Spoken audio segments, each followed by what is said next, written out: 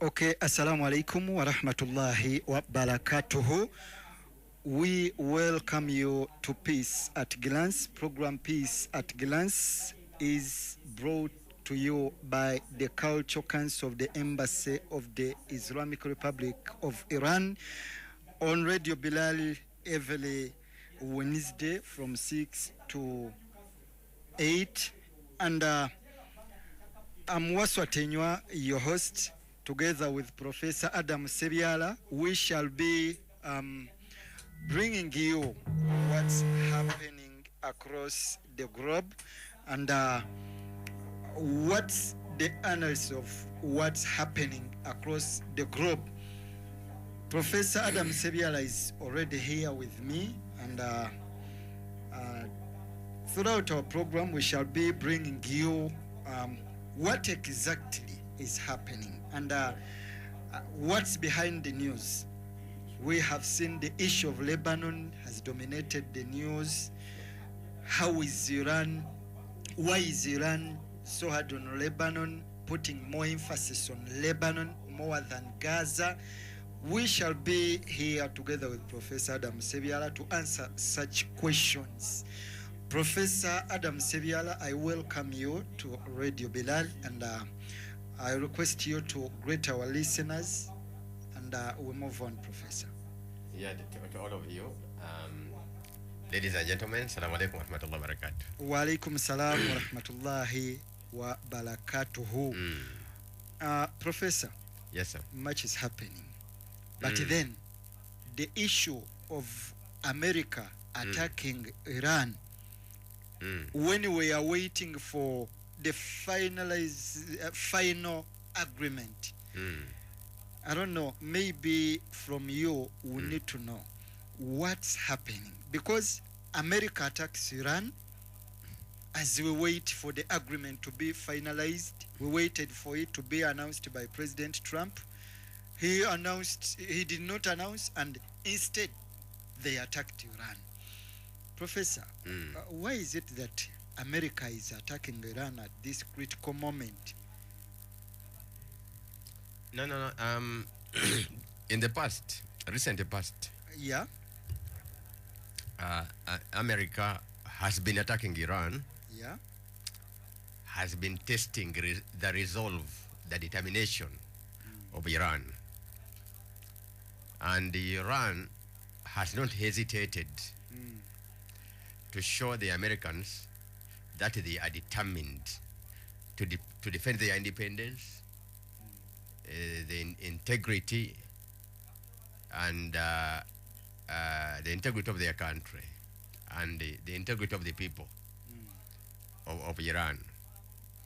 That they are not the type that America thinks Muslims are. That they are not that type. America is always attacking inferior Muslims, and they count The Americans, Trump they thought thinks Iran is as inferior as other Muslims. Yes, Trump thinks Muslims are inferior. Trump thinks that he can come to your countries, Yes. collect all the huge sums of money, Yeah. and he can take it for granted that it is a free money.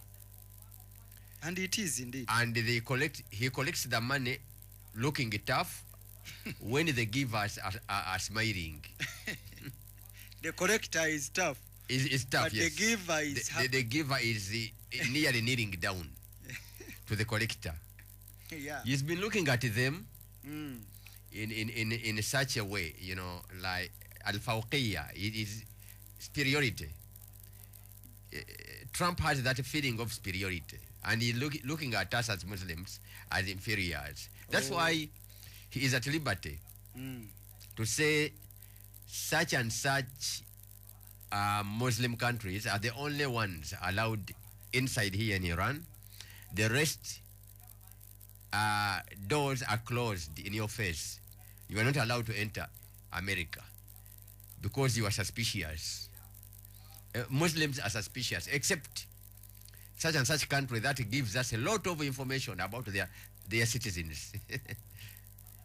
If even our CIA is unmindful about certain people. You give us information about your people. The Arab countries should without provide even information asking to for CIA. it. Give us information about this, the sheikhs, the what, and the what. Even the ones, such information that we don't need, give it to us. If you told me to give you information, I provide you. And everything, for us we shall weigh and see what is useful to us, but give us as much as possible. Even that we don't even want. So the countries that have readied themselves, they are ready to do that. We are exempted in the famous no entry, no entry to the U.S. by Muslims, except such countries that have opened their doors to us, to our intelligence, the CIA and the Mossad of Israel, and can arrest any citizen whom we are suspicious about. You may not even bring him to us. You lock him there. You can even kill. And they have done to please the U.S. Now that's how America looks at us, especially Trump. Obama was not like that. The speech of Obama, the first speech of Obama, when he visited a Muslim country, Egypt, in Cairo, the speech was superb. He was recognizing the integrity of Islam and Muslims as people who are recommendable, people who you can do business with, people who are respected. Obama speech in Cairo, in Azhar. I think, but Professor, not so the Trump. the likes of Obama are indirect, but Trump is direct. No, Obama is even hated by the sheikhs in the Gulf countries. When I say sheikh, I mean people who are princes. Ulamas, Princes? No, ulamas. The ulamas are not called the sheikhs. Oh, A prince is a sheikh in Dubai. When you hear the word sheikh, Sheikh Maktoum, Sheikh what? Those are the prince, the princes. Are the ones called the sheikhs. For us, you can be ustaz, you can be in something like that. But a prince, sheikhat and sheikh is a prince or princess. You get the point? I get the point. Yes. Now, that's it. He has been testing to say that Iran is subdued. Iran should not be a different Muslim country. It should be like others. Huh? But Iran, remained high, kept itself its head high, and they wanted to subdue it, to cut it off. You cut off mine, I shall cut off your hands in your bases in Arab countries. And it has been hitting back, reacting, making reprisals. You mean reprisals is the vengeance, to avenge any attack on us, or we do it on your bases in Muslim countries. Muslim countries. Bases that failed to protect Muslim countries. They only there to protect Israel, not to protect, to protect the countries that host them. The Arabs just saw that Iran was telling them a lot about it in the past. They never believed Iran. Now, in this war, they believed it. They believed Iran that these bases are here to do conspiracies and destabilize Iran by sending spies and saboteurs and terrorists trained in those bases, coordinated in those bases. They are here only to destabilize Iran, not to protect us. Iran, when was hitting them, the bases never, defended those countries. The bases. In any case. But Professor, if you say those bases were not protected, or even Iran attacked them, the last time America attacked Iran tried, but then all the missiles and the drones were all taken out of action by the countries, the Gulf countries, on behalf of America. No, you Let's talk of Jordan. Let those countries show you the satellite images. You will see the destruction. Trump 2 days ago said, I'm not going to attack Iran again. 2 days ago, yes. I'm not going to attack, because the last time, the other last time when they attacked bases in Bahrain and Kuwait. And in Kuwait, the destruction was very, very disastrous. It was huge. Yes, it was huge. The destruction. No, and it seems the missiles were a bit more advanced. Eh? Are they the same missiles, or there's some modification of them? So they saw those modifications, and they said no. What about if it escalates without stopping? If we say we are stopping and Iran does not stop with these new models of missiles, then we're finished. I'm not going to attack Iran. In any case, Iran will not believe them. Whatever any mistakes they do, if it's in form of attack, Iran will respond in equal measures, and it promised more than expected. We shall do it more than expected. And now America wants to believe that Iran is a very hard, a hard what to crack. It's not easy to crack it. It's not easy to crack it. So it has been testing Iran, but also assessing, is Iran a small country militarily? Can Israel really handle Iran when we are out of here? Because Iran may demand that the US moves out of the region. Iran may demand that. And the American forces are in the process of redeployment. Redeployment inside the Middle East. Redeployment. Maybe it will keep small screens of presence, because any mistake that Israel does or what will risk lives of the American forces. Yes. Thank you. Okay. Thank you, Professor. But then, is it true that America is reinforcing in the countries of Kuwait and Bahrain, or it's just a mere talk? Because it's alleged that attacking Iran, America wanted to test. Did we do enough? What we reinforced, is it better than what we had before, and can it encounter Iranian attacks? Now, you see, during the talks, if talks are complete, we don't know. All these issues are going to be addressed. The issue of the American presence near Iran, because what is near Iran? In today's modern warfare, near Iran may mean 1,000 kilometers from the Iranian territory. That is being near Iran, because you have the equipment, you have the weapons and the equipment that can harm me when you are situated in 1,000 kilometers. Yes. So now, what about if I demand that you go beyond 1,000 kilometers away from my territory? Because when you stand in 1,000 kilometers, you are able to harm me. And you, if you are situated in 1,000 kilometers, I am able also to hit you. Iran is that country that can hit targets in 3,000 kilometers.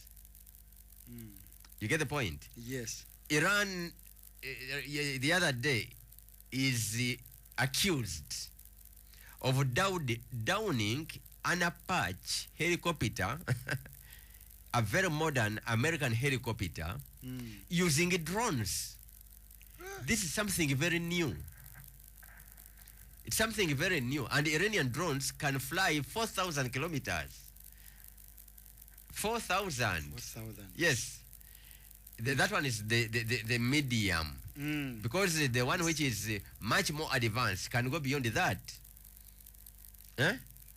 The other British base is in 4,000 kilometers. Meaning Iran can. And it reach was there. hit. Oh. Yes. The Garcia? Yes. Diego Garcia? The gas, yes. It was hit. That one is the one which convinced Britain that we shall not join America in any attempt to open the Hormuz Strait. You Europeans come and join me. We join you. We have seen fire. Beyond what we expected. Maybe you can contain your fire, but yes, we can't you join started it, go it alone. But if had America called them before testing the fire, before even the Europeans seeing how powerful are the Iranians, they would have come. What can happen to the to the Europeans? They would have come. But if I can be hit in a Dio Garcia, something like that, I was hit the other time. You are going to vacate and pull out your aircraft carriers, but my island is stable. It is staying. It's not moving. The island I'm occupying can be targeted by the Iranians as it will be there. a source of threat. It was a source of threat to us. I want changes on that island.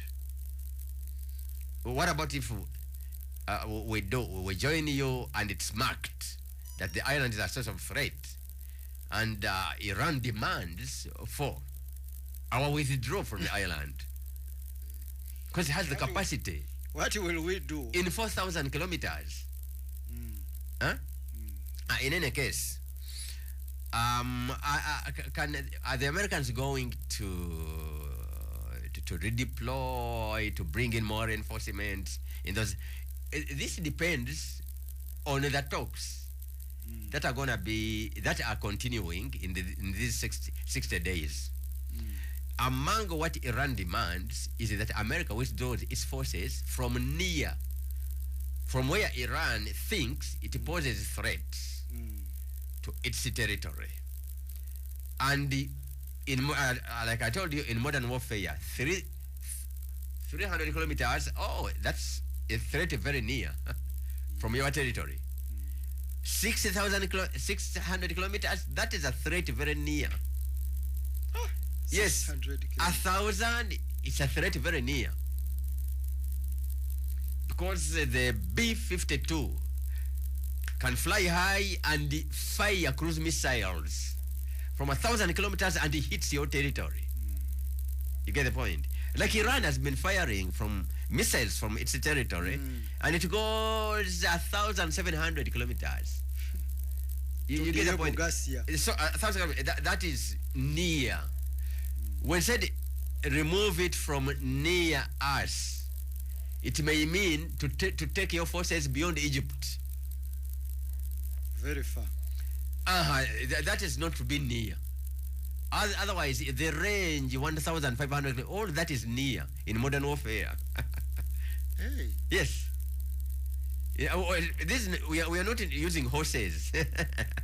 We are using missiles. Yeah, horses, 300 kilometers, that's far. If it's horses, movement of horses.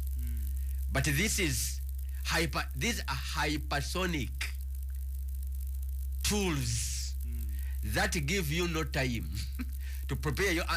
If you're not prepared, if you had not picked your targets earlier, you have no time to pick targets. When a missile is fired in flight towards you, then you are not given time. I'm not saying hitting these missiles, hitting the missiles that are coming. No, hitting some stable, unmovable targets in the enemy territory, or even the airport where these planes are coming from, so that when they go back, they find nowhere to land. Yeah. So Understand. things like move your forces away from near me. Near me. That Iran is, but technically, That what is near means near me? What does it mean? And Does it mean especially in 1,000? modern warfare, what does it mean? Yes. does it mean 1,000 kilometers? What? Yeah, indeed. All Okay. that one's going to be discussed. Professor, Yes. a pilot Mm. of the F-15, Mm. which was downed in Iran, Mm. uh, uh, was talking to the senators, Uh-huh. and he was saying what he those saw. are responsible people. Yeah, what he saw in Iran was miserable. Mm. Iranian drones making something strange. Mm. They flew and they were flying, but then they made something bizarre. They made something like something big. Like a swarm of bees. Uh-huh. Mm. Then he was very scared. That's why before the plane was hit, Mm. he managed to Eject and To fly eject. out. All right. So the officials in America are saying now CIA started investigating Investigating his statement or what? what the pilot saw. Mm. How possible is it that Iran can do something like that?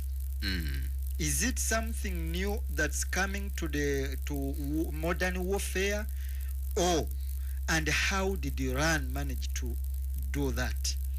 You see, there are realities now, military realities, the field realities that Iran was doing, and they were surprised even to the to the big powers, Yeah.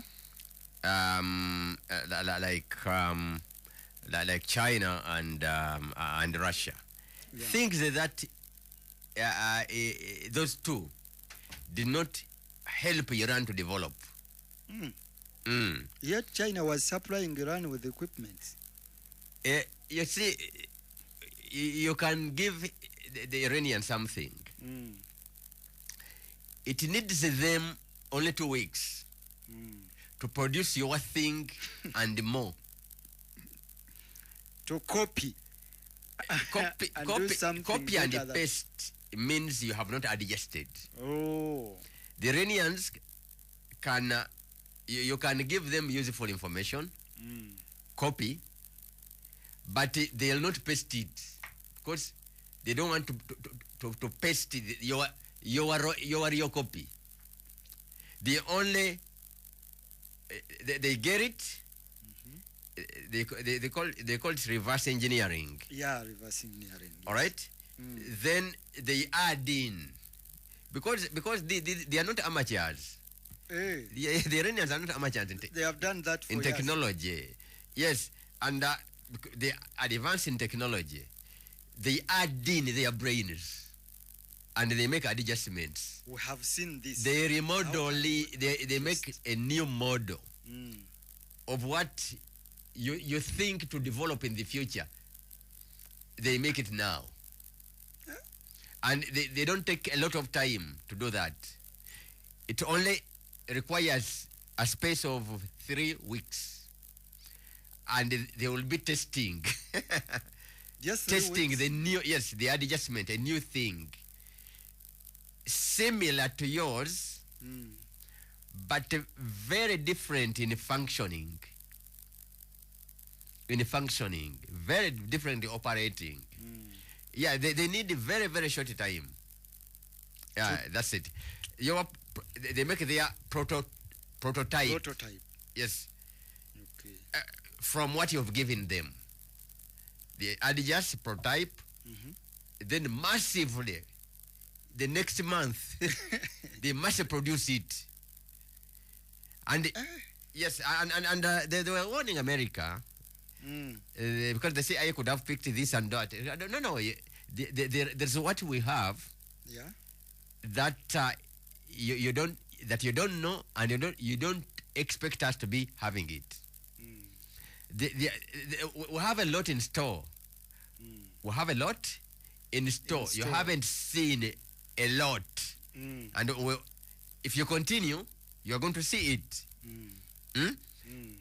That means the Americans know, the CIA had picked what the Russians have, what the Chinese have, and may think that it is also what Iranians have. No, they got what you know in Russia and China, adjusted it. Make adjustment on it. The ones that we have, you don't know. Okay, you think China gave us, but we have a different thing now. Okay. Yeah. Otherwise, the Chinese have never even attempted to develop a drone that can hit a helicopter in flight. A helicopter in flight, not on ground, but in flight. Yeah. A drone. Because the anti-aircraft guns or what, these are, rockets, missiles fired from the ground. Or even fired from a manned plane, a plane with a pilot. They call it a dogfight. Fighting between two planes. Shooting themselves in the air with air-to-air missiles. Okay, that one is known. Yeah. But a drone that is unmanned, without a pilot, now shooting down. The helicopter. It is new. The Chinese have never developed that. Oh. The Russians have never developed that. Only Iran in the whole world has developed it and used it. Yes. Professor, according to the news aired by Tal Shenhav in Israel,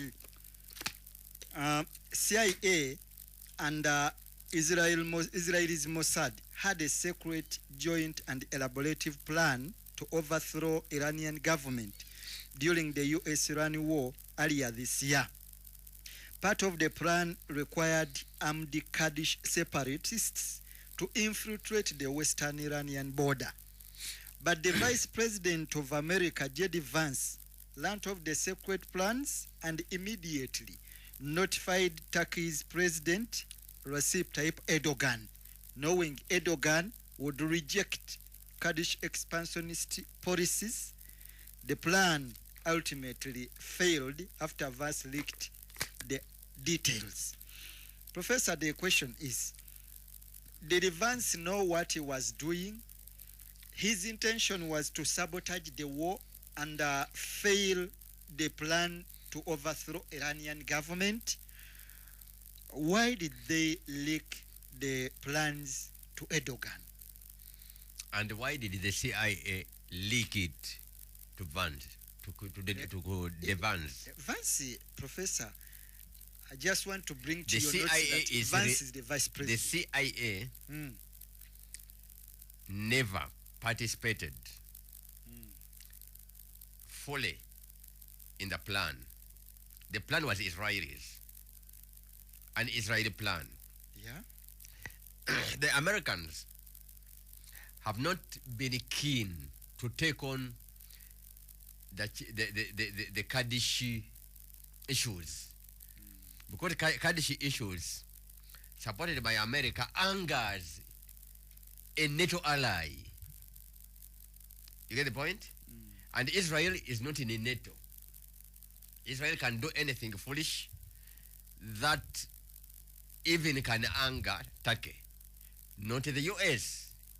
It cannot anger Turkey, because Turkey is a NATO ally, and cannot do something that threatens the security of Turkey, because Turkey is in NATO.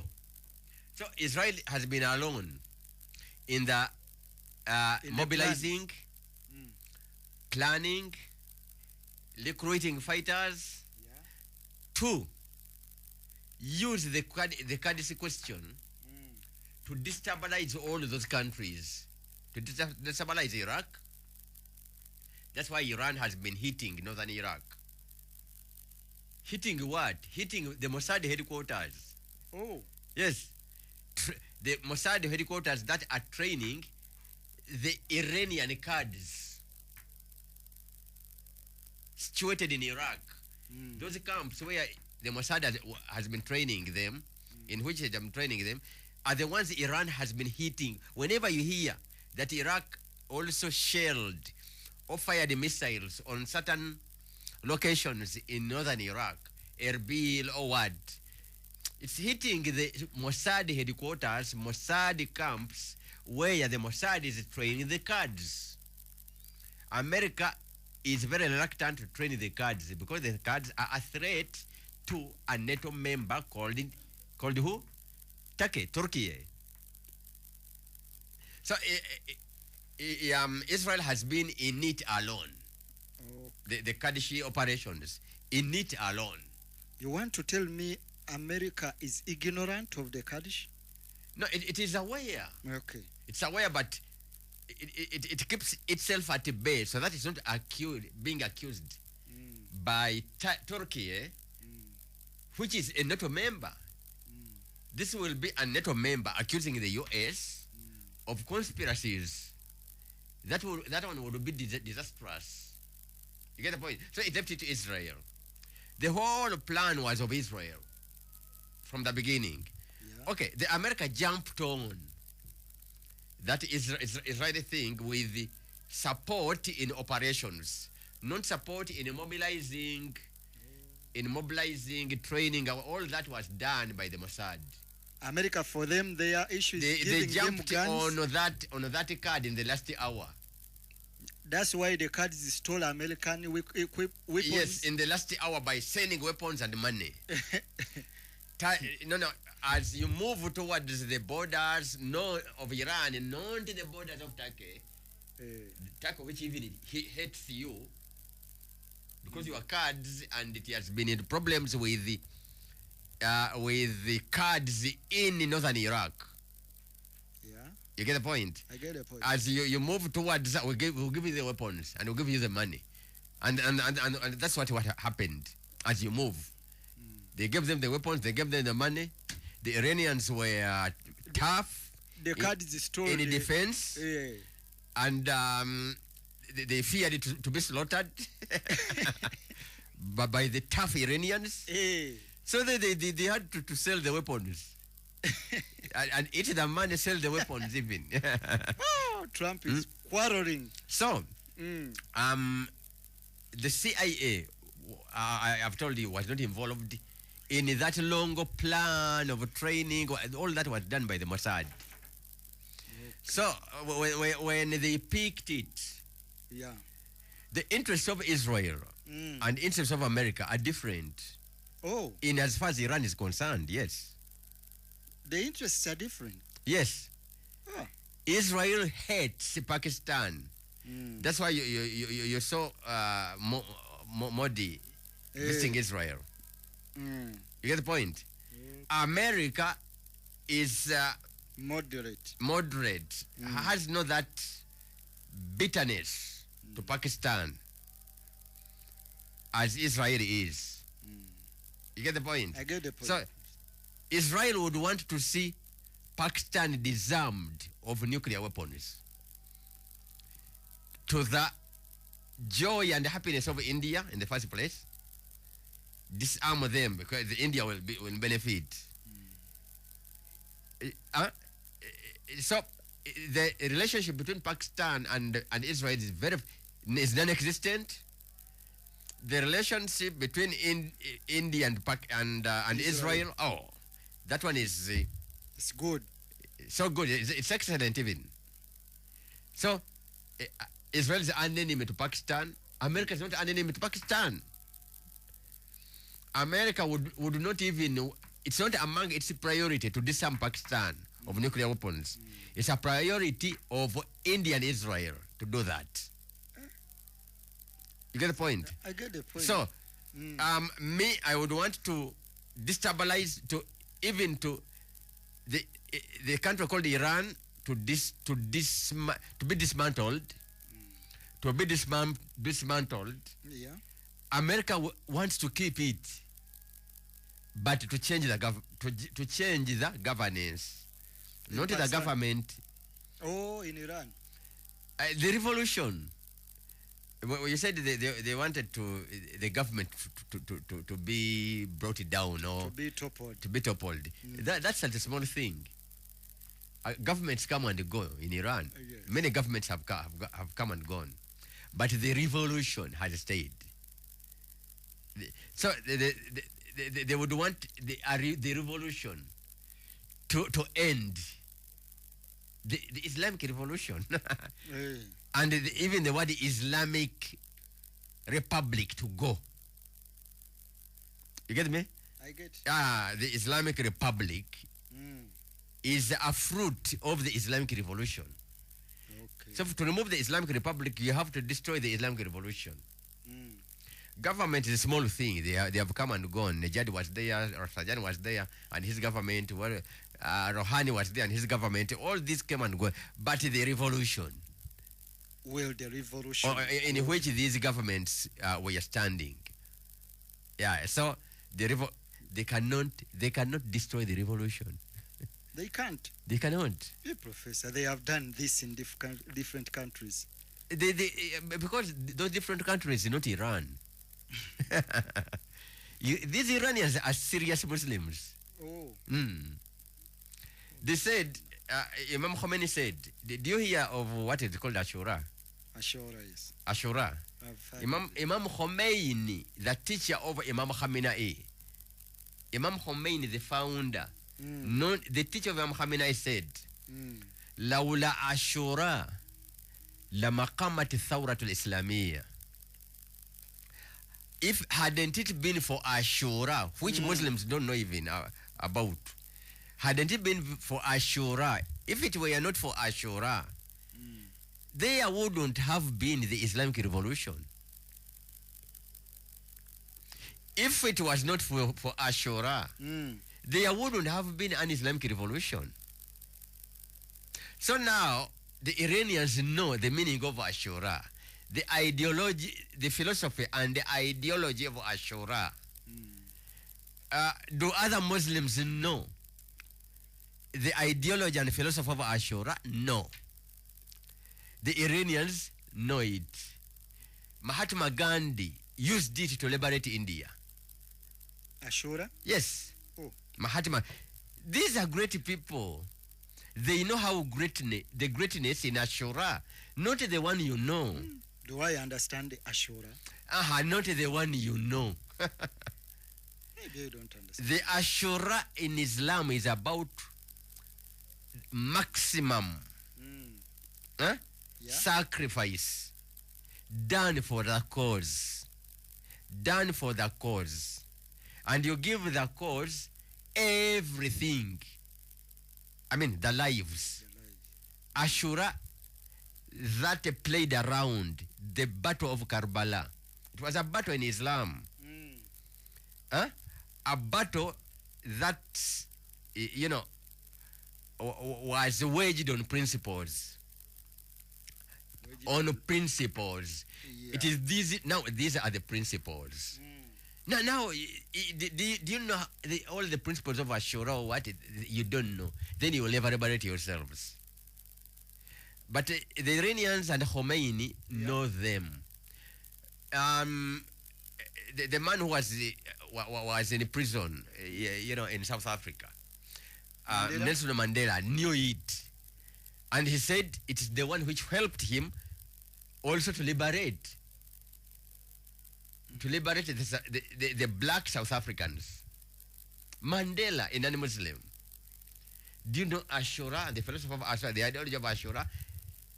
If you don't know, then you will suffer that humiliation by the Western world, Israel and America, until you learn it. لولا Ashura لما قامت الثورة الإسلامية. Hadn't Ashura been there, hadn't we taken lessons from Ashura, this Islamic revolution wouldn't have been there. So can you take Ashura It's ideology and philosophy. From the minds of the Iranians, you cannot.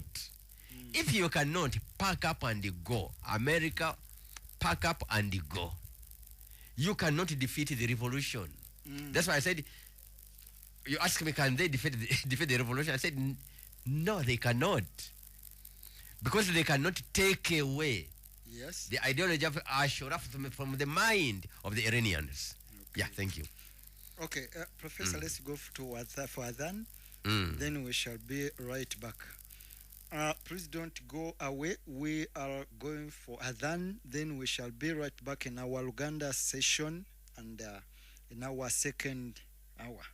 Adhan wano ku Radio Bilal ekutuusibwako Bilal Famma. This is peace at glance.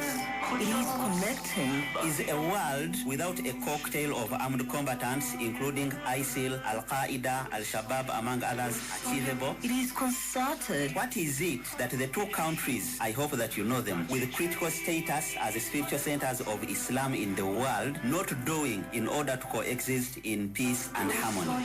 It is consistent. Muslims make almost 2 billion of the world population. Is a world where this huge population can agree to disagree possible? It is peace at glance every Tuesday on 94.1 Bilal FM, brought to you by Cultural Council of the Embassy of the Islamic Republic of Iran in Uganda.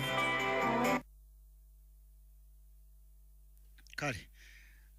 Tukulisaayo mu bubaka bw'abasuubuzi tukwebaza nnyini nnyo ddala okubanga weekuumidde ku Bilal Famma era twongera nno kukwebaza timunnaffe weebale nnyo weebalire ddala tenywa waswaga egange nate nyongera kwebaza olw'okubanga otaddewo omutindo okwekuumira ku Bilal yeno.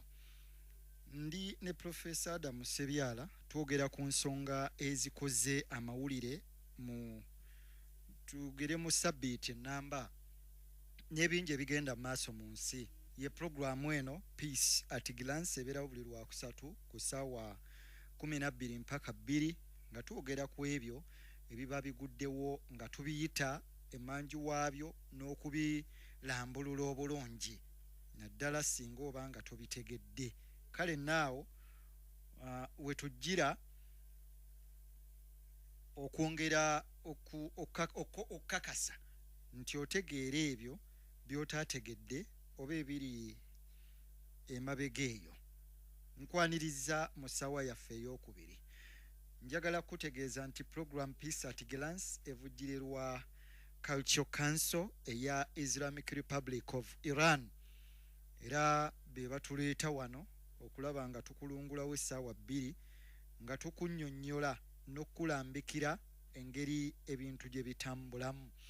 Ne Professor Adam Sebyala mu ssaawa esoose tubadde tuli mu kwogera ku nsonga ez'enjawulo. Mu ezo nno mwe muli ensonga y'obulumbaganyi Amerika bwe yakoze ku Iran nga tukyali mu kulindirira okulangirira ebyatuukiddwako mu ndagaano oba mu nteeseganya ezibaddengawo wakati wa Amerika ne Iran era ne batugamba nti abaaye zino ziwedde, enteeseganya zino ziwedde, naye enteeseganya zino bassebo ne bannyabo katukitwale nti ziringa ezisigadde okulangirira obulangirizi. Tuva tuli awo nti ate Amerika erumbye mambuka ga Iran eyo ziti mambuka nga baliko be bakubye ebyenjawulo. Abamerika tebaakirumamu era tebaakirya ne beewaana nti tubakubye awaluma, tukubye obunaala manya ladda n'ebiki. Tugambe enteeseganya ezo tezikyabaddewo.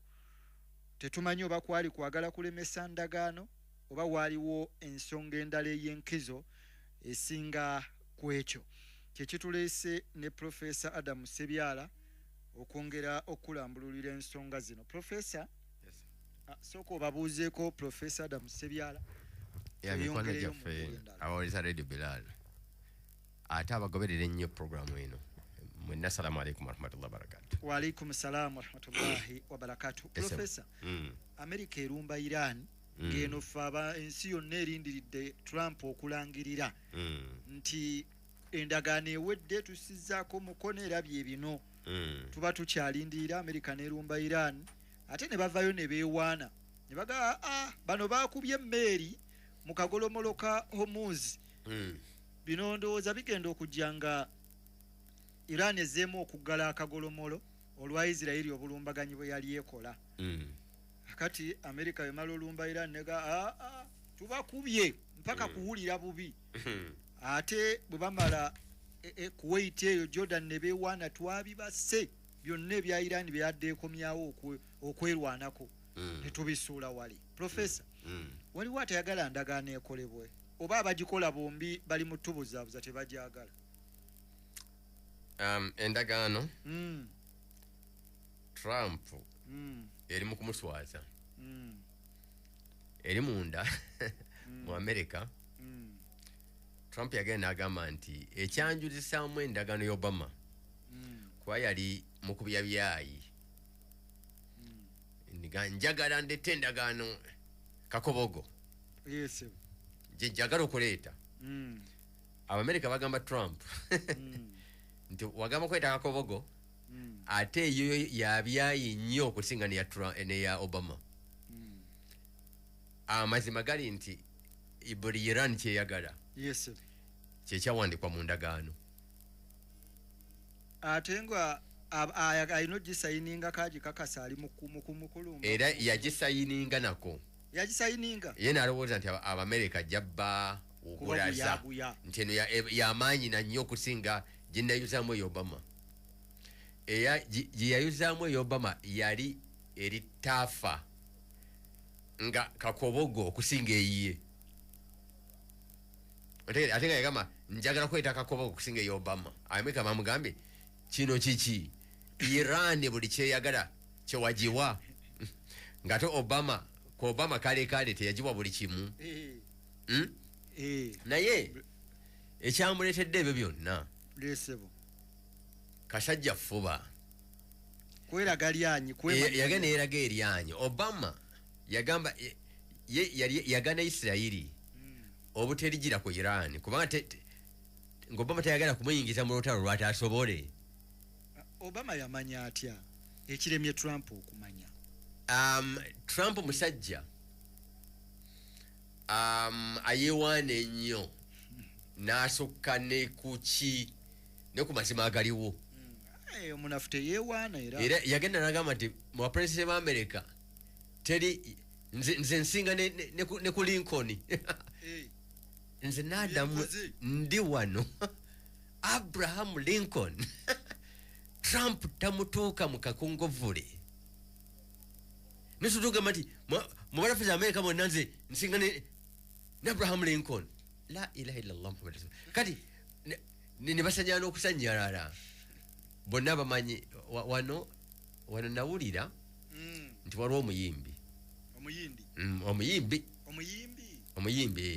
nawulira nti waliwo omuyimbi wano emabega eyo yagenda agamba byali biseera byakujjukira Fire Lutaaya nga bwe nzijukira myaka ng'ebiri egiyise omuyimbi n'agamba nti nze nno gwe mulaba nze nsinga ne ku Fire Lutaaya okuyimba wali omuyimbi ali wano walinnya nawulirako nti nno ne kitaawe yali musirikale Museveni yagenda n'agamba nti omwana oyo mutabani wa Chief Ali omukulu oyo nti omwana oyo yagenda n'agamba nze nsinga ne ku Fire Lutaaya omusajja omukiga ate abakiga basinga okwogera amazima mu Uganda oba ontegedde byenjogera ono sibiddamu kwa bimanyiddwa ensi yonna mu Uganda basinga kubeera n'amazima abakiga sigambe nti abasiraamu abakiga kati omukiga kati mugenzi gwayita Professor Kanyehamba naga nti nga tawemudde nakuwemula kati ebigambo bya Kanyahamba bigamba nti osobola otya okuddira tiimu gye bayita oba tiimu ya Biraali ey'omupiira oba ontegeera senga Biraali wano batenywa bekola mu tiimu nti bagende babinkane ne Manchester United oba otubonereza bubonere kaka yagamba nti kifaanagananga ettiimu ya Biraali mu butawera bwayo neteekamu n'abawala nabo bagusambe oba ontegeera ekiriwo kyekikuwenga bano nti no egambe nti ffe tusinga ku Manchester nkyajukira ebigambo bye ebyo by'omusajja takola ki ate Professor Kanyahamba ate nga ava mu abo benkugambye abatalimba era ate nga yakulembedde yomu kwakulembedde okwogera amazima kati mugenzi I'm saying nti Trump okwegereganya kwa Abraham Lincoln naga nti musinga nako Kanyahamba senga abadde mulamu ekyo kyeyayogera kwonoona kyeyagenda omwogerako kyeyayogera kwonoona omuyimbi ono mpise kufira lutaaya ne bw'oyongerayo emyaka 10 ng'oli yafa dda you cannot tusobola ekyo kyokka ate nga yafa ku myaka mitonotono nga yakakwata bwati ku munyenye yes idha ghamarta fi sharaf marum fala taqna bima duna nujum yajikwata nako that man I'm saying the Trump bwati bwafaanana era America batanso mwesonyiwa ne bamuyiwako ennyo tumuleka amalewo kisanja ki bamuyiwako ennyo natandika okugira bwati okwekazaakaza nayagala abalage nti ndina wamaanyi nnyo nyiza okukuba wano eyinza Iran eyinza okukola kino nenjibonereza mwani buli kyeyakoze ngeringa yagala okulaga America nti si buli kyeyaŋŋambye nsobola okikkiriza nawadde nikyalina amaanyi agamala olaba bwenkubye wano bamukubye nga bamuddamu bubi nnyo azaayo baana Trump ye musajja bamusaakanyako mu ngeri y'okumujerega ne bamukozesa nekyatasobole that's the man abasaakanya kubanga okay y'omuganda omulabufu omuganda yagamba ababaaya atamukute yagamba ndikwatira ddala okola ki nego mwego muŋŋamba kwatira ddala onyweze mwalimu mukuttemu bano bogiwadde omuliro kwatira ddala onyweze kale oye mulabufu naye ye Trump atamukute yaganda kwatira ddala onyweze nekyatasobole agamba nti asobola kinyweza okulaga bano ontegeera kati nno Trump teyandyagadde lutalo okuddamu wabula ate Trump ye musajja mu kusaakanya nga bamujerega akola ensobi endala kino kiwedde n'akola n'ensobi endala ate n'avaayo ng'ennyindo yenkata ontegedde sebo nga buli kyakola ate bamugamba naye ggwe kati ate kiki kati gwotussa oye Trump kati gwotussa in other words kati esente etandise ozita ne kakati abagundi ba Iran babadde kata ndabyeko billions 3 eza dollars ndabye emeka billions 3 mukata wabaddeyo 12 omukaaga gwina okuvaayo gugenda mu Iran titwali kyakola kata mbawarabu bonna abali mu katundu ako lyeggwanga erimanye reality eritalimbisa mazima ne bwegaba gakaawa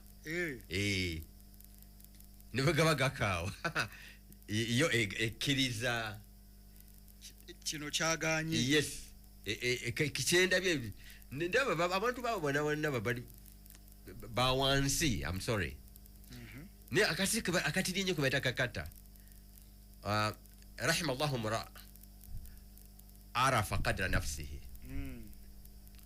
katonda asasire omuntu amanya wakoma hadithi Allahu mara arifa qadra nafsihi Mungu asasire ng'omuntu amanye ekigero kye wako yekata manya wokoma manyanga wokoma bata qatar era omanya wokoma mwattu togwa mu bizu bingi ndamu nange wano okay omumpi wakola ki wakoma wakwata nkugamba tulina obulabufu bwaffe wano buli kaseera mbujjayo okulaga nti ate senga ffe twali mu katundu ako obusiraamu bwali badde bufunamu nnyo mwabaddugavu senga ffe twali abakuraishi obusiraamu senga bwabona ensi yonna lwaki professor lwaki anti nabbi profesa w'obulabufu yali badde asomesa balabufu oba bakwata amaanyi yali no balabufu yali tatawaana tubadde balabufu tatawaana wali yasanga jahiliya obutumba abo ate nga alina kusooka bunuunawo otegedde abatannabumalawo n'afa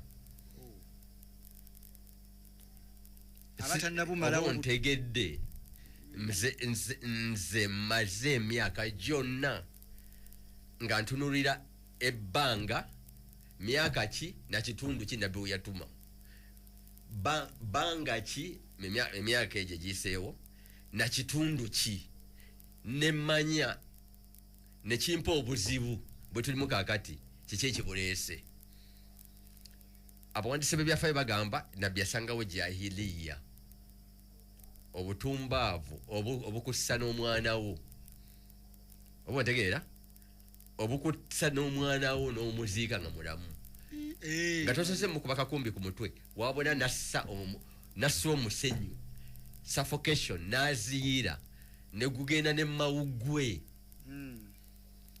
ontegeera n'ovaayo ng'ekyo kikuweesa ekitiibwa mu banno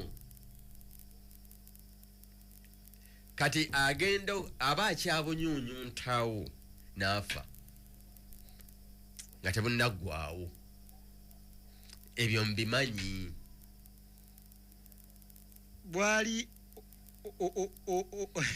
tebunaggwaawo omuganda bwayita obusulusulu nabbi nga yagamba sahaba bamuyita nabbi yagamba sahaba gwabalo omu yagenda n'agamba nti daba yabna sauda nga bagamba ndowooza Abdullah bin Mas'ud yabna sauda gwe mutabani w'omukazi omuddugavu ng'ekivumo daba ono wagagwe mutabani w'omukazi omuddugavu oba ontegeera nkutegeera professor nabbi bwakiwulira yagamba innaka emuro fika jahiliya ng'agamba sahaba omu nti naye gwe oli muntu akyalemeddemu jahiliya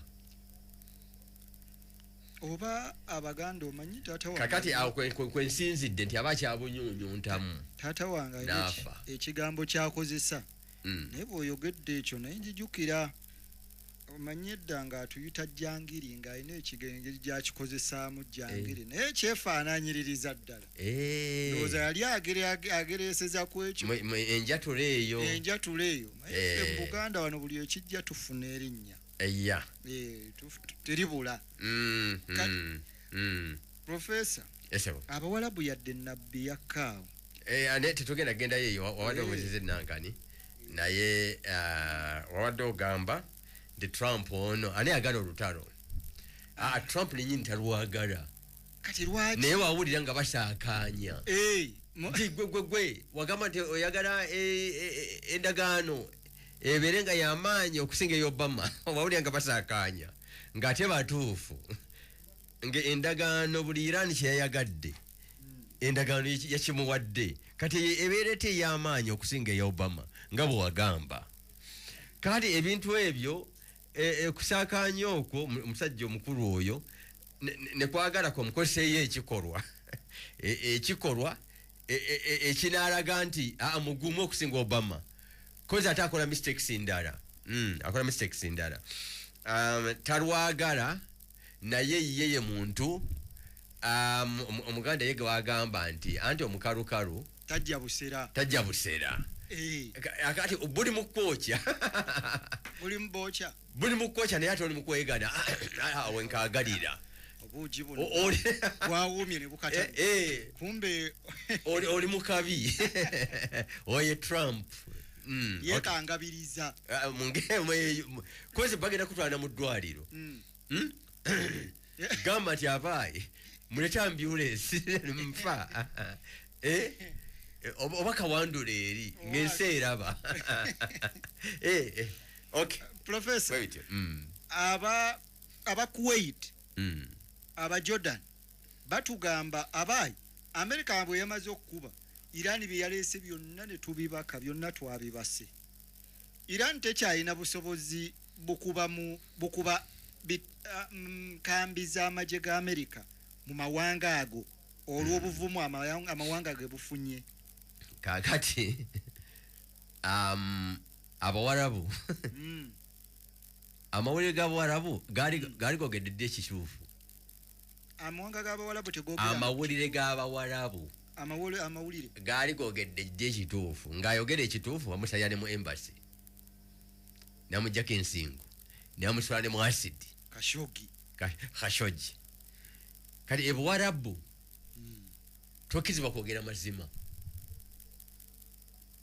era nabino emugone ndibona ku muzindalo guno amazima agaliwo nga genjogera wano ebuwarabu teriyo radio ne TV ekizibwa kwogera bwenti nga bwendi wano teriyo waliyo okay kakati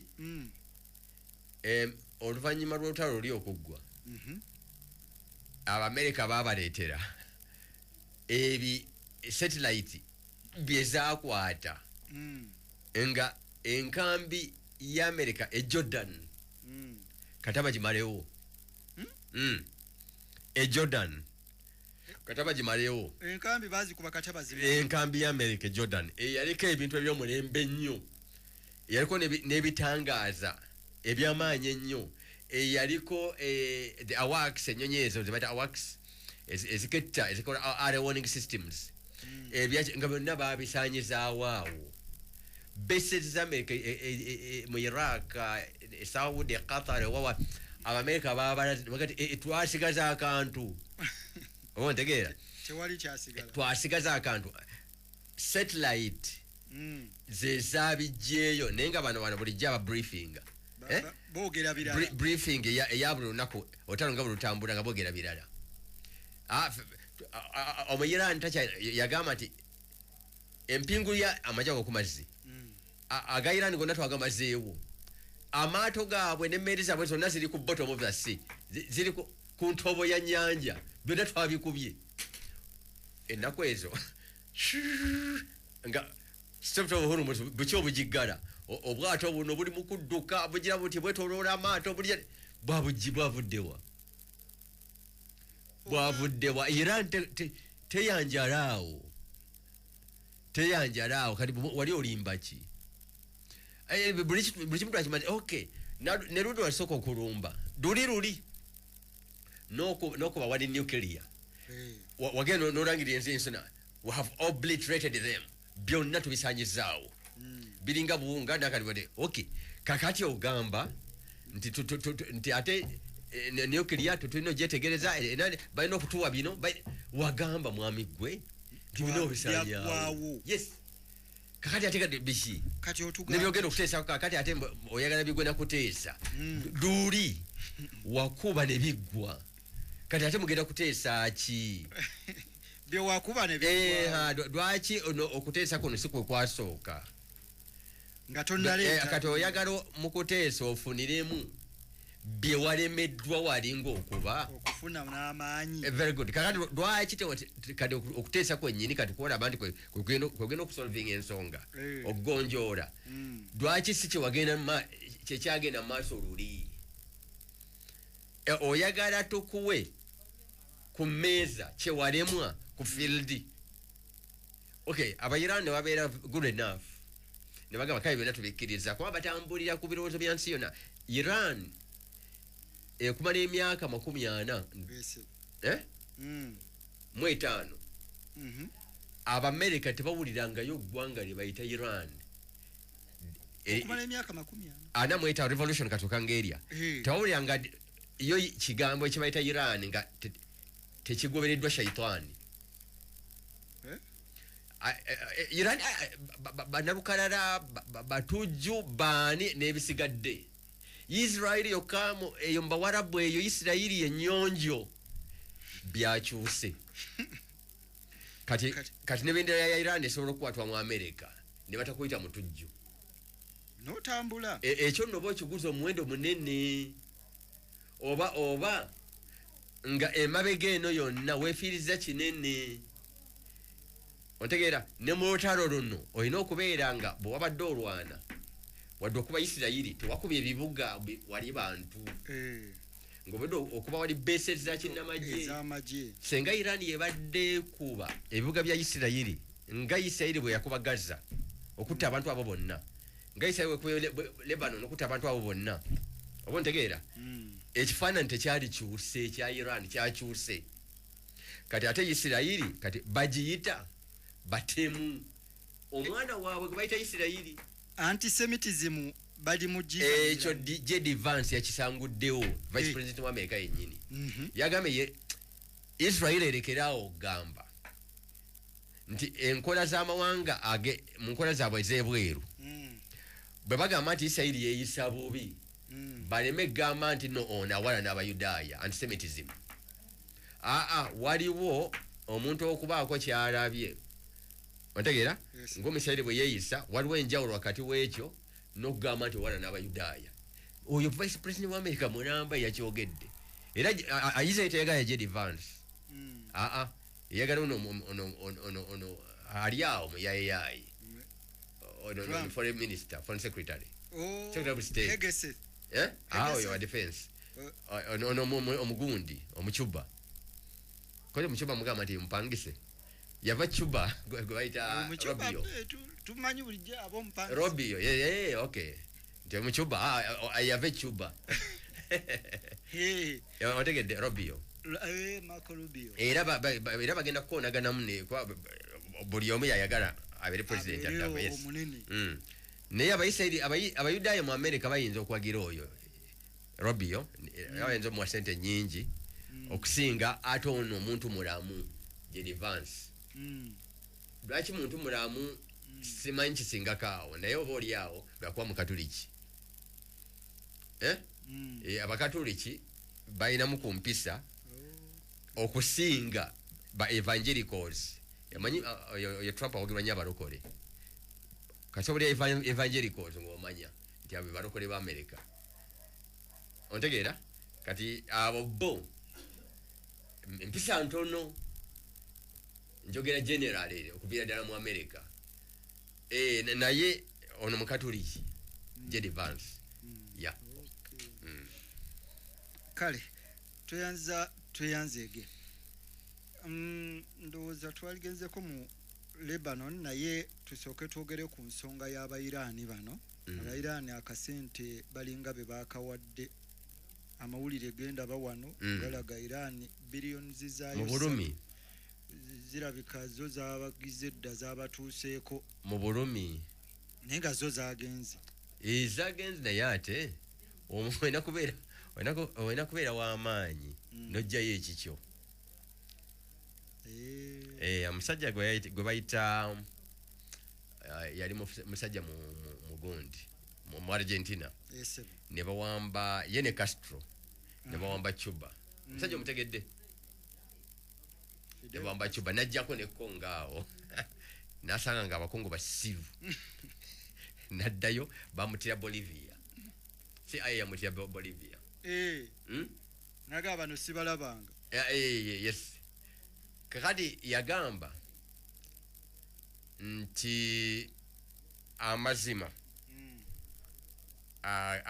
gonna agatalina maanyi ga byabufuzi gagawagira fi orfu siyasa mu ntegera y'ebyobufuzi gafuka obulimba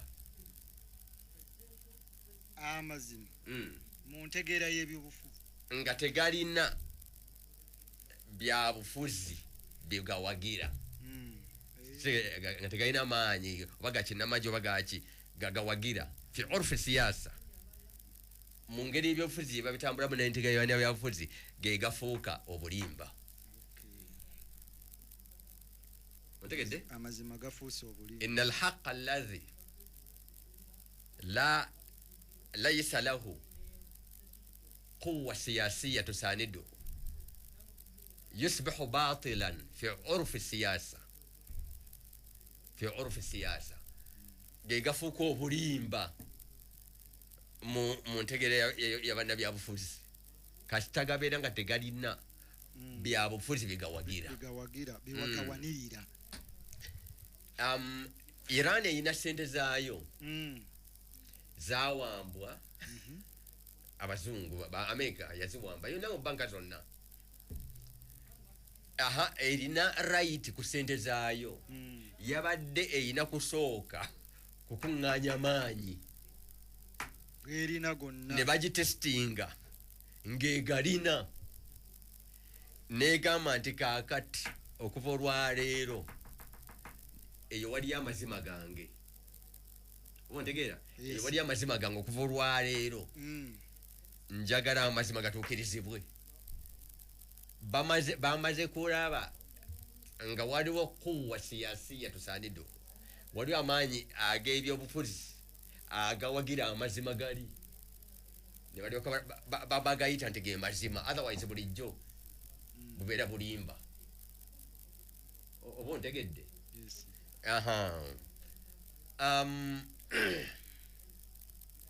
wano buli lwa mukaaga buli lwa mwenda ogw'omukaaga wabeereyo ki munana ogw'omukaaga wabeereyo ki mwenda mu Uganda ogw'omukaaga luba lwabazira olunaku lwabazira singa ago ge mazima nti waliwo yafiirako ontegeera eyafiirako nga mu mazima yeetaaga okujjukirwa kyali badde bwekityo singa ono teyawangula tekyali badde kaakati ekyo ge mazima alina okujjukirwa naye gamala kufuna maanyi ga byabufuzi gawagira ekyo nekyoka kifuuka amazima senga amaanyi ago gabula oyo kyali badde kikolimo ku lunaku lwe yafiirako ontegedde very good kakati Iran yamaze kuŋŋaanya okumala ebbanga lino lyonna maanyi ga kinnamagye ne bagatestinga ne bagalaba netandika okugamba njagala byange amazima gali nti ebyo byange amazima gatalina maanyi byabufuzi gabiwagira yusbihu batilan fi urfi siyasa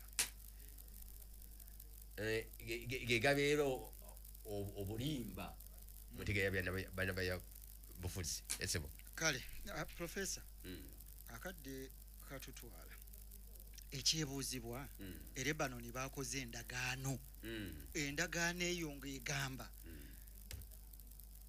nti okulwanagana mu Lebanon wakati w'aba Hezbollah naye tebakijje wakati wa Lebanon ne Israel kuyina okukoma era peace agreement neekolebwa neerangirirwa aba Hezbollah naye Mukasimu Sheikh n'avaayo nagaŋŋaanye sijja kubikkiriza mu ndagaano mulimu okugjawo Hezbollah amagye ga Lebanon gafuna amaanyi Israel bwe yakomyewo eka nega byonna tubirabye era tubitegedde naye wano mu Maserengeta tetuvaawo ayagala tuveewo asooka ajjeko aba Hezbollah emmundu professor emmundu enaasirika mu Lebanon yadde endagaano yakoleddwa ani yakoze endagaano eyo endagaano America yagikoze ng'eri wamu ne Israel ne abagikoze Israel ne America ne government ya Lebanon. All right?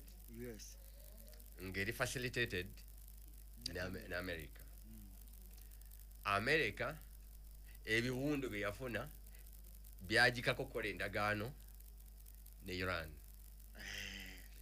Endagaano ne Iran ye yasooka eno. All right?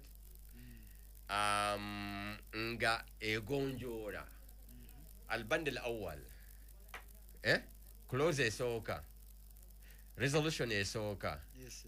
ey'endagaano gye bakola Iran ne America yalimu okugonjoola ensonga za Lebanon ekyo ekigenda okukola Endagaano ya America ne Iran. ekya Iran kyekigenda okukola. Professor, ebyo byonna obyogera Isirairi egamba siva wano. Israel ebeera mu biwaawaatiro bya America n'Abawarabu. Ne mu Bawalabu mweri. Wangi Isirairi ne mu biwaatiro by'Abawalabu mweri. Omwarabu agamba nti ffe waakiri tubeera ne Isirairi mu kifo ky'okubeera ne Iran. Abo be balwanira Isirairi. Era America ebaguze emmundu oba ontegeera nga ziriko shart tuzikuguza nga teziryolekera Isirairi.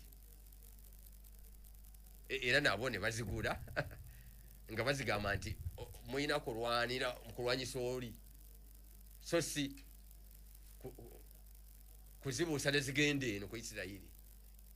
Era nabo ne bakikwata ontegeera. America neteekayo bases nga tezikuuma mawanga ago zikumya Isirairi. Misirairi yonna egenda mu Isirairi gye bakuba ejja wano okukuba besi zaabwe tebagikuba. Eri gye babagamba egenda mu Isirairi besi za America zibadde zikuba Misirairi ya Iran egenda mu Isirairi naye nga tezikuba Misirairi ya Iran ejja okuba besi zaabwe. Omontegeera? Nkitegeera. Nga ate kiba kirekedde Bawarabu mundu ya Muwarabu ate yeeba ekola ki yeba yerwanako ku Misirairi eyo naye eri egenda mu Isirairi kuba bino ffe tuli baana bato. Omuwarabu omuyite abantu baita batamiivu mpuya Abawarabu tebatamiira ekyo kibaali badde bakitegeera tebatamiira naye omunafu asobola okukola buli kimu. Omunafu omuddu nyinza okuba nga nesimbi naye nga ndi munafu. Omunafu ng'ono omusajja gwe tugamba nti nga 8 ogwa June oyo mundabika yali munafu n'abajulizi b'Namugongo mundabika bali banafu naye kati beeboogerwako so si Mwanga. Oba ontegedde kitegeeza nti ffe kye tuyita abanafu tugendera nnyo okukifaananyi ekyokungulu. Ago ekigambo la mu Busiraamu ekigambo la nedda kyekisinga amaanyi. Naye kikozesebwa. La ilaha illa Allah etandika na kugaana. La ilaha. Yes. Kasogamba nti la ekigambo la nedda. Oli kasagamba la oyasinga amaanyi mu dunia. La ilaha. Bas mundabikayo oyinza okukulowooza nti munafu mundabika eyekungulu naye kati omuntu ogamba nti la osalanga malala. Professor, Iran byonna ebikozi yo yennyini gwe bakoze naye endagaano yamulumbye endagaano erabika eyo tekyakola kaakati egenda kwenforcinga etya eya Lebanoni. Isirairi yeesobola ovaawo. Iran Duli yagamba nti kuba Beirut nkukube kuba Beirut byonna mbiyimirize era bwe yakubayo ne baggalawo akagolomolo. Amerika negamba Israel toddamu era tenaddamu neji ebiseera bye yagambe toddamu n'okuba ku territory ya Lebanon. Ontegedde sebo? Ne kikendeeramu nekikola ki nekikendeeramu duli sotis yali ebuuka emirundi 15 nebuukayo emirundi 3 gyokka nekikendeera nera nga omanyi nankani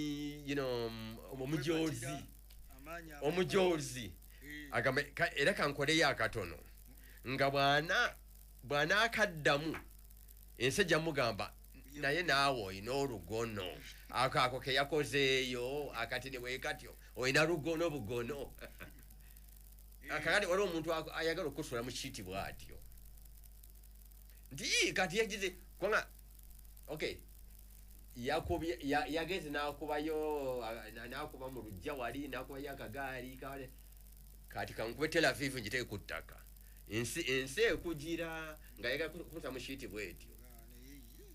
Okay, waliwo endagaano wayita agenda kuddamu kubani ani kansooke nziyo ne sente zange nkubuulira ebyo kale yes ati kyakendedde kanziyo ne sente zange kanjire na kino waliwo ojja okutuuka ngagamba nti kaakati akube nesasi ne ku South Lebanon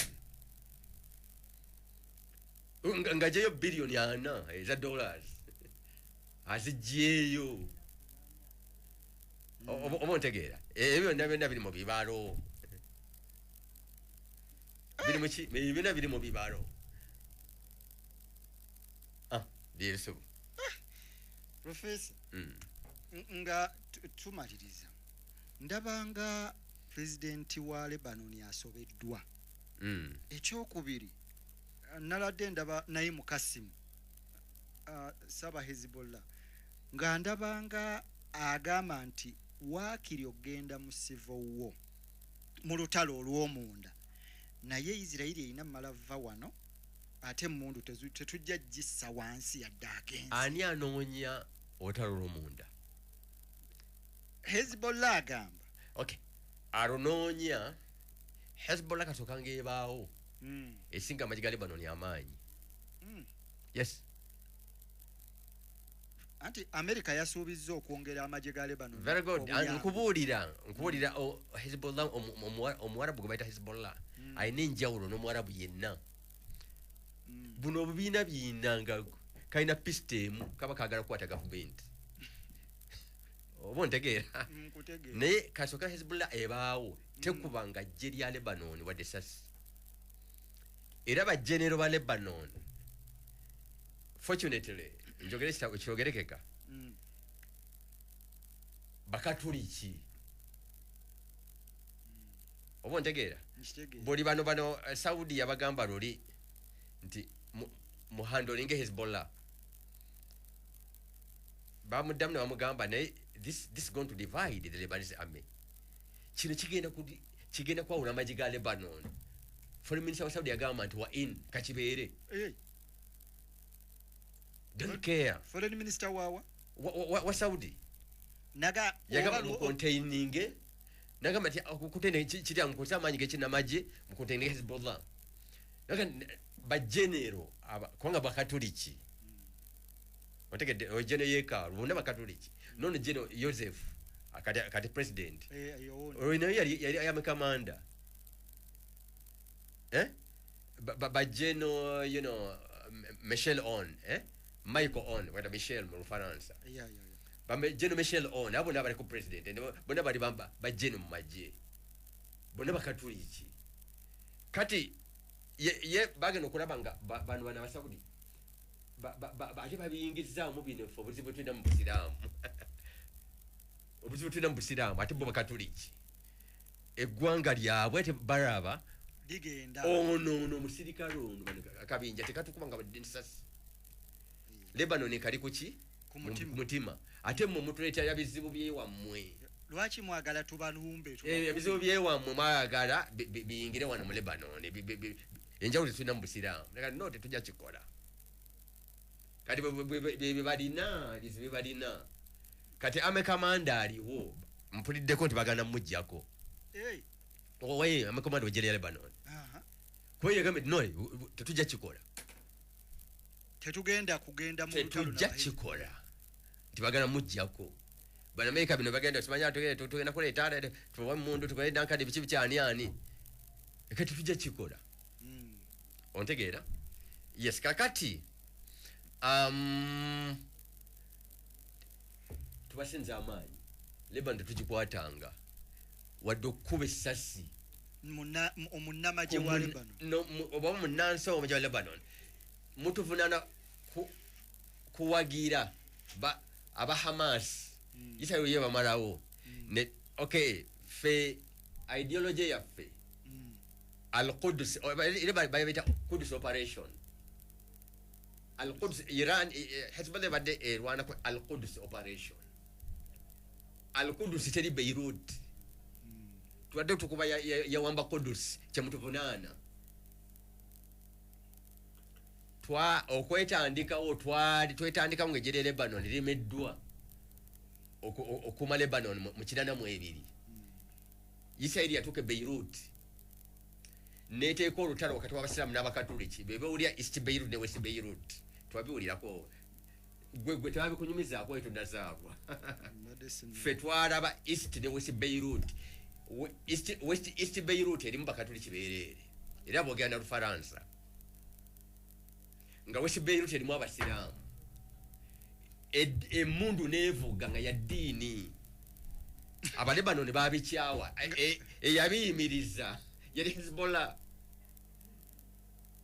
Come on, byali banawo Lebanon yali Hezbollah nga Nigeria Lebanon teririiwo kubataasa abo East ne West Beirut. You Google eti clash wakati wa East Beirut ne 82 83 84 you Google and see that Hezbollah kumala kujja nga jeri abasiraamu Islamic Resistance Group tuli basiraamu tugamba abasiraamu n'abakatoliki stop it